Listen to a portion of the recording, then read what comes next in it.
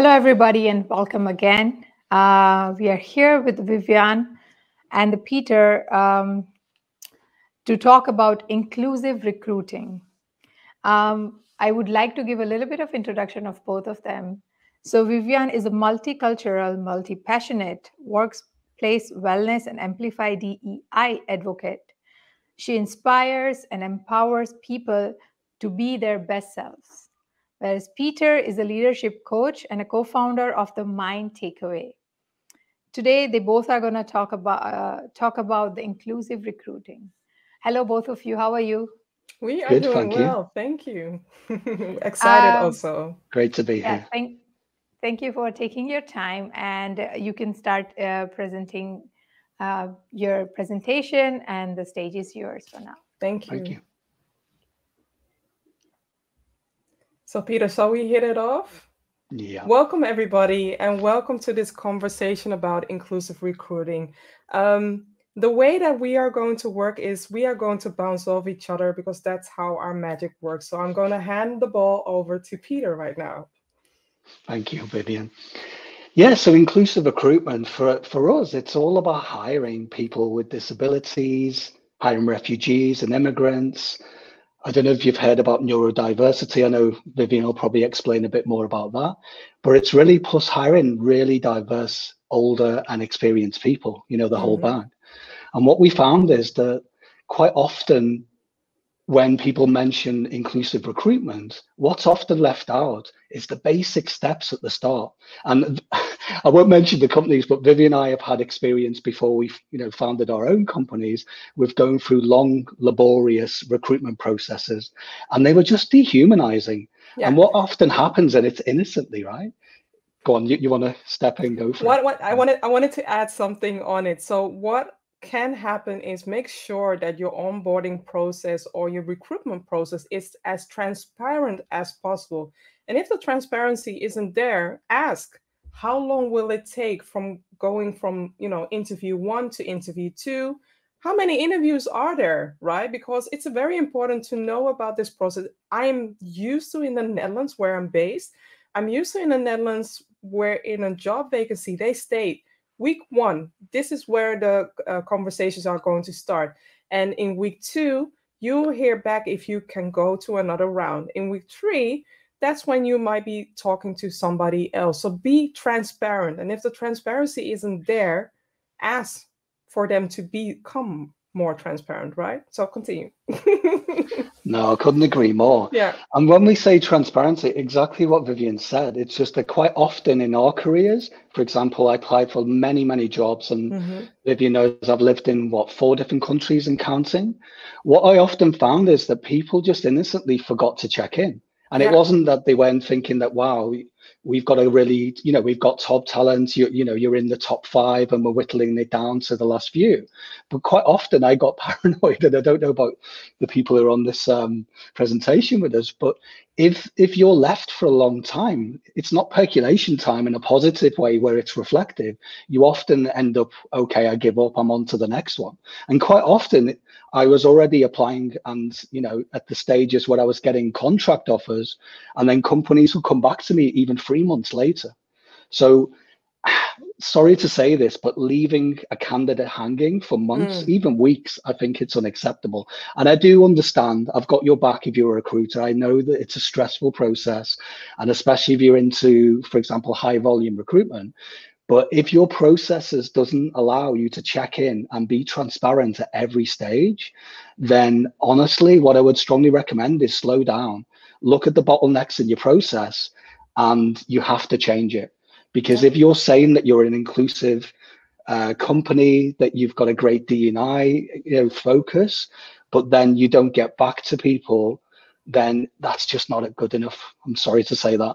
I'm not sorry, actually, but I also want to say something that I've seen happening and other people have been complaining about, the Hunger Games, right? I don't know if you are familiar with that movie where a lot of people were striving for one thing. In this case, it will be that vacancy.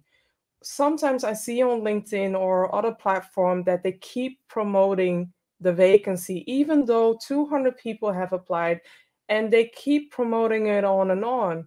be open about it, because the fact that you have so many people applying to that job vacancy means that you are not specific enough, means that you're not sharing the right context, means that you have to narrow down to who are you talking to and who do you want to address, and is it a positive hire that you want to activate, or what is it, who is it that you're looking for, and be specific.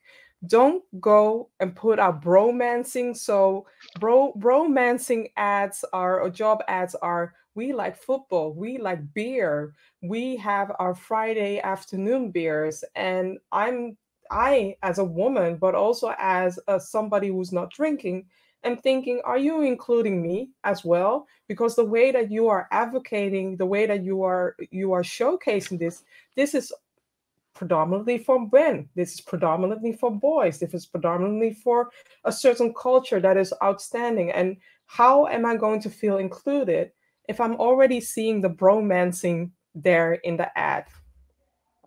Yeah, and I just want to add to that, Vivian, that if you're a recruiter or you're a company and you're looking for top talent, think about putting yourself, and again, it sounds a bit cheesy, but it's so true, and it's just the most simplest way of doing it. When you write a job spec, think about the top talent that may apply for that role, because it shouldn't be War and Peace. It shouldn't be a long piece. It shouldn't be a laborious piece with like hundreds of bullet points that they often are. It's like copy and paste from something that HR had, in the background. Yeah. It should just be, as Vivian said, written in a human-centric way, and use the kind of language that's inclusive. Think about the diversity that you want to attract versus just one demographic. And again, it can be innocent, but if you're getting feedback, which you will, if you're putting jobs out there in the outside world, then even though you might not agree with all of the feedback you receive, there's always a grain of truth. So if the feedback is that, I don't identify with the jobs you're posting, something's not quite right. And it's worth reflecting on and getting a group of people internally and actually externally as well. Yeah, get a few candidates that have gone through the system. Yeah, good thinking. And just get them in there and say, look, we want to improve. We want to become a more an inclusive company, and we want our process to reflect that. We're listening. We value, we see you, we hear you. If you do that, you can't really go wrong. And the other thing as well, when you're looking at the recruitment process, you will have to make changes on the fly and often. What happens is quite often, Vivian, I speak to recruiters and they seem to want to have this one size fits all process to recruiting top talent. And honestly, it just doesn't work. So it's okay if a process it has bottlenecks, because it's a living and breathing organism, just the same as DEI initiatives. They're constant and they were constantly involved. Isn't that right, Vivian? True, but also know I will be sharing things from the candidate perspective. So also know that as a candidate, you have leverage, especially now that the war for talent is back on. You can ask the necessary questions. You can ask the questions as in what is your company doing when it comes to inclusion? What are the initiatives? What have you done before? What are the upcoming tasks that you're doing? How am I going to feel welcome? How does the onboarding process look like? And look also beyond the onboarding process. Will somebody be crafting your career journey for the upcoming 2 years? That's a necessary question that I feel like most people don't ask, but it's a question that is relevant, right? You want to not only enter the company, but also stay there, I assume, for a little bit longer than a half year. So think about where you want to be. That question that it's a standard question. Where do you see yourself in 2 years or in 5 years? Good that they're asking that. How are you going to help me to get to that path? Are we going to craft a career journey together so that you, your mentor, or somebody else within the company that is going to support you to walk that journey without, with less barriers than when you're doing it on your own? Yeah, that's a good point. And just to add to that, a good question to ask if you're a job seeker right now, when you're having, you're maybe into the second or third stage, is just say, what would you do with all of my great ideas? I'm excited. I want to join your company. I've got a lot to add. and it seems like, you know, we're building a nice relationship and it's a solid foundation. But what will you do with all of this information that I've got in my head? How does that work? And if the answer is, wow, we have mechanisms in place where we're always innovating and we listen to our employees. And actually, if things go wrong in our processes, both external and internal, this is the steps that we take. And this is the transparency that we have right now. And actually, what you want to hear, which should be the honest answer, is, look, nothing is perfect. We do value, we hear you, we see you, we value what's going on. However, we're still learning. So if you've got something that you want to put on the table, we're always listening. And if an employer says that, then you're probably onto a winner, I would say. Yeah. But as an employee or a future employee, know your superpowers. So know your strengths, know your skills, but also talk to other people that have worked with you in the past. Ask them, what is it that you are not sharing on your CV or on your resume, but it's still a superpower, you know, from them, right? Because maybe you're missing out on a superpower that you're not mentioning that is worth mentioning in your cover letter, right? Or in the conversations that you're having. So be mindful of opening your superpowers length scope, as in asking your friends or asking, you know, former employees or asking former co-workers as well. What are your superpowers that you are not mentioning as well? And I want you to know that you can ace this. You can knock this in the park. So do the training, have the conversation with a coworker or have the conversation with a friend or a family member and practice. Learn more about the company, ask the right questions, or do your investigation on LinkedIn. Who's working with who? What department? What are the opportunities that you can do? Does the company have an employee resource group, right? Because that's also an excellent way for you to advance your career as well. Yeah, and just to add to that, don't be shy to reach out to employees, because it's such a good way of networking. You know, you've nothing lost. Even if you don't get the role first time, you'll start to build a load of allies who are like-minded and in possibly the same industry. And as Vivian said, do that bit of groundwork and it will put you in good stead, because the first step, I don't know what about you when you apply for roles, but what I used to do is the first call I had with a recruiter, I would ask a lot of questions. Some of them are quite shocked, but it's a good thing to do because you get a good grounding as to what you're dealing with in terms of where the company is, how evolved they are in terms of diversity, equity, inclusion, and exactly what you need to ask for, you know, for the future rounds as well. And quite often you can make it a lot easier for yourself if you ask the right questions on that first vital call with that recruitment person. Because usually it's just before you speak to a hiring manager. So if you ask those kind of questions, you'll probably already impress them straight out the gate. Yeah. And I want to challenge the recruiters, internal or external recruiters. Are you fishing into the same talent pool that you always are, or are you broadening your network, right? Maybe using LinkedIn or maybe using other platforms to tap into that excellence that is out there. What is it that you're doing right now? Look at the interactions that you have, the last 10 interactions. Do the people see it, look the same, sound the same, from the same high school, from the same university? Are the CVs almost the same?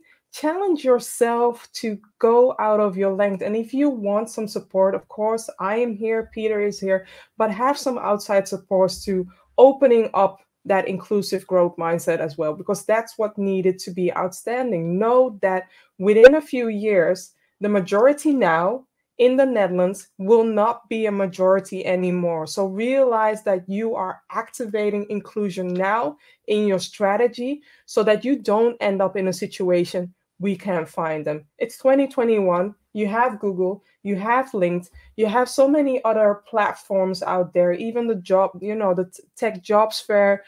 You can find talent.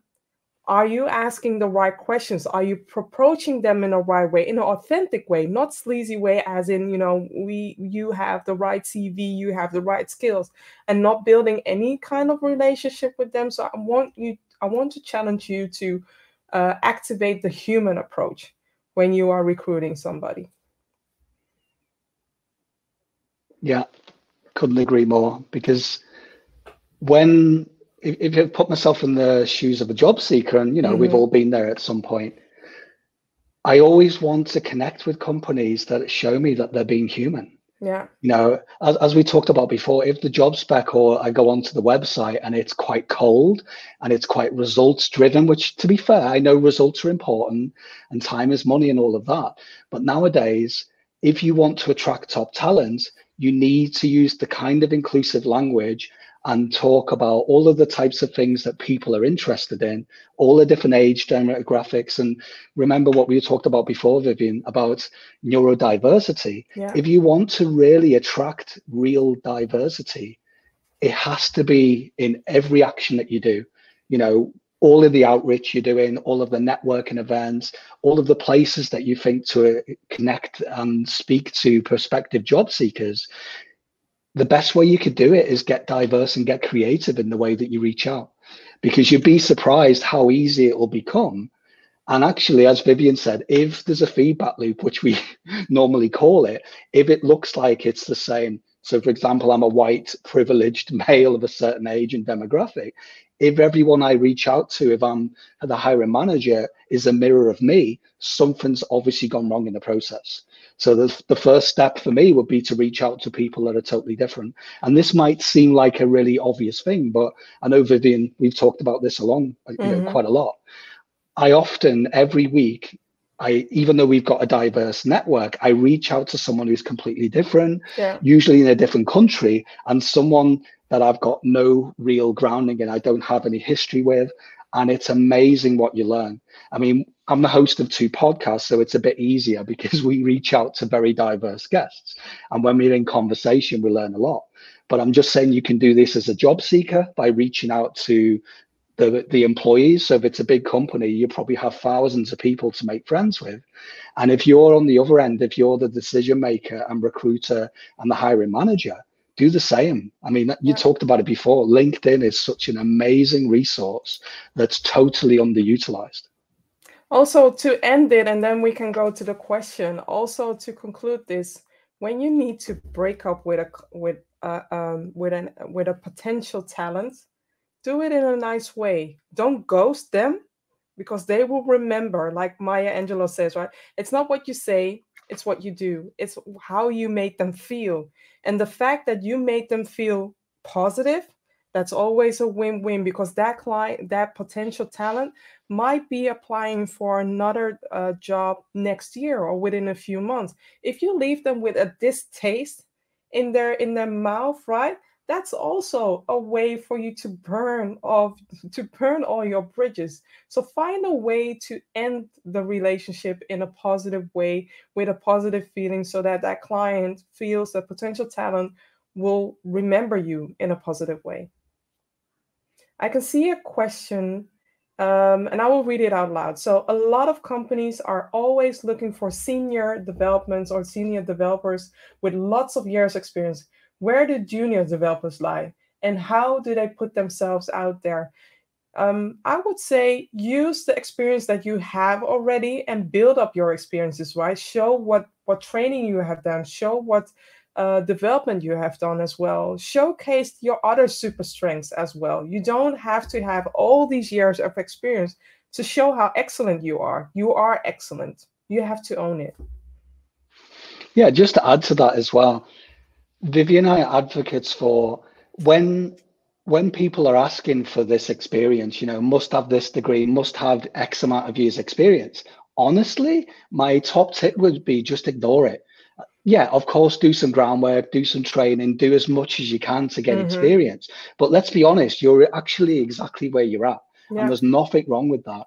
And to recruiters that are watching this, you need to be a little bit more realistic and flexible, because people need to start somewhere.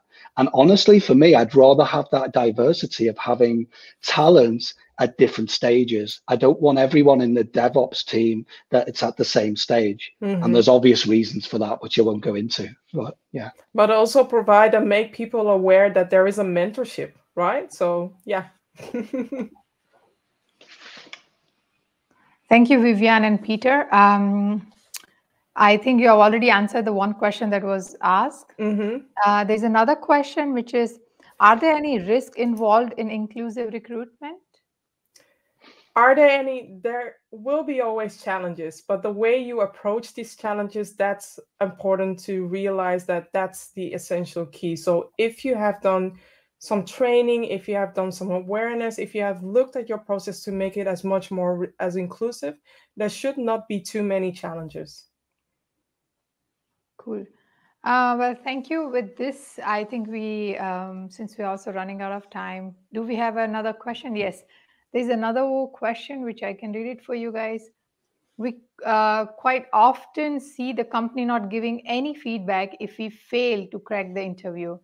How to get the feedback from them so that this will help for the future interview? Peter. Yeah, so yeah, I'm sorry that you had that experience, because me too, and it is quite common, unfortunately. And this is what I was saying about recruitment processes, making sure that they give feedback at every stage if someone's, taking the time to put their details in the system. But what you can do to mitigate not hearing back is, like I said, at these first stages, even before you've applied, start to build a decent network. Know who the hiring manager is if you can, and build some allies. So when you start to go through the process, if you weren't successful that time round, it'll be easier to know who to reach out to. And like I say, in that first stage, just say, who can I reach out to with regards to the process? Who can I give feedback to? And I'm pretty sure that recruiter in that first stage will be more than happy to give you the details and transparency, or they should be, at least anyway. Mm-hmm. Yeah. Well, this was really an informative lookout in terms of when you fail to crack the interview. I think with this, we end this session. So I would really like to thank you for taking your time off and giving us this wonderful experience on inclusive recruiting. And thank you everyone also to be patient enough and hear what we had to say. Thank you. Thank you. Bye. Thank you. Bye. Bye. Bye-bye.